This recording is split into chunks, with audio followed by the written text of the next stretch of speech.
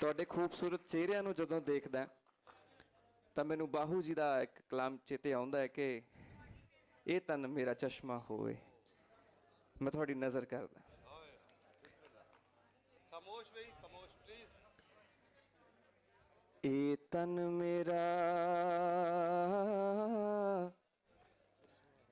चश्मा होवे,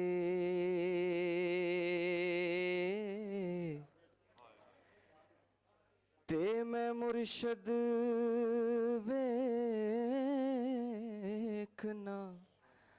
रजा हूँ।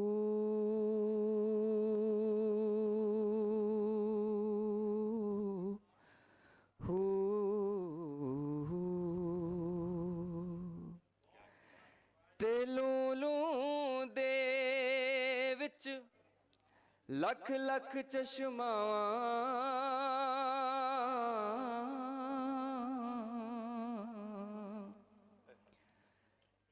ते मैं एक खोला एक कज्जा हूँ।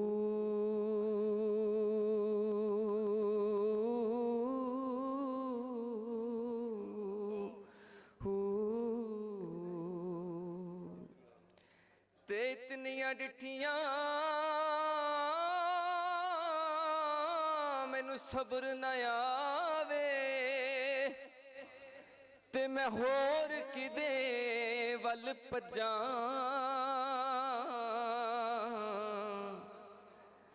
मुर्शद दा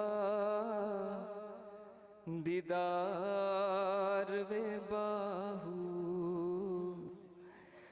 सानू लख करोड़ा हजां हूँ।